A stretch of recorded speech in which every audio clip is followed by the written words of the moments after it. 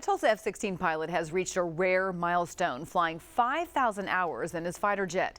It is a first for any pilot at the Air National Guard base in Tulsa, and he's only one of 11 pilots in the entire world to do it. And he took News on 6's Amy Slanchick up for a flight in this Oklahoma zone. Original report. Almost daily, F-16s pierce through Tulsa skies as pilots keep their skills sharp. If Lieutenant Colonel David Gritsavage happens to be in the cockpit, Tulsans are seeing one of the most experienced F-16 pilots in the world cut through the clouds. I started flying F-16s in 1997.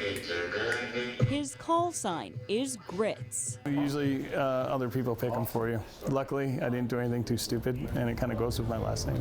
Last fall, Grits hit 5,000 flying hours, a milestone only 11 F-16 pilots in the world have accomplished, according to F16.net. Out of 29 countries using the F-16, 10 Americans and 1 Belgian are on the 5,000-hour list. It just means my life has been dedicated towards my job, which I love, just like my country. And that's what we need when we go to combat. We need that experience to protect our nation. 138th Fighter Wing Base Commander Colonel Chad Phillips credits Gritsavage's persistence. I've been in almost 27 years and I just clicked 3,000 hours. So he's even 2,000 hours above me, which his accomplishment is very, very rare. Grits and his wife Regina, who is a flight surgeon on base, moved from Vermont to Tulsa in 2018.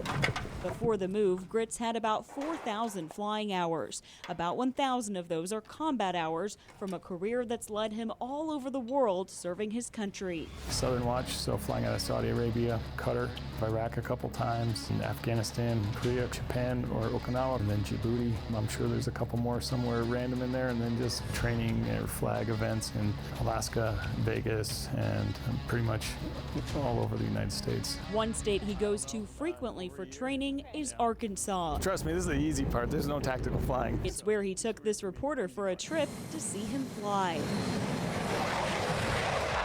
We went up in the only two-seater on base and headed east, flying low above the hills of Arkansas, then making quick turns to the left and right to avoid the terrain, and at one point pulling 8.8 Gs while turning 135 degrees.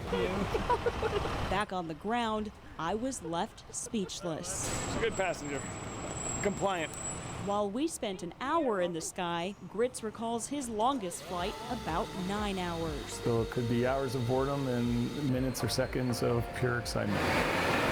Those seconds of pure excitement wouldn't be possible without the guardsmen on the ground. Between the aircrew flight equipment team, mechanics, maintainers, civil engineers, and others, there are hundreds of people working hard every day at the base before each flight takes off. And those guys have to put countless and countless hours onto making sure that that aircraft is airworthy so we can take it out there. And then that's all they do. They work hard. And if it wasn't for them, we wouldn't be able to do it. While Gritsavage's name is at the top of the list on base showing everyone's flying hours, he's busy with other work back on land. We have a lot of young guys who show up with, less than 100 hours under their belt. And, Major Daniel Gwynn, who has flown about 1,500 hours in the F-16, says the base is capitalizing on Grits' experience.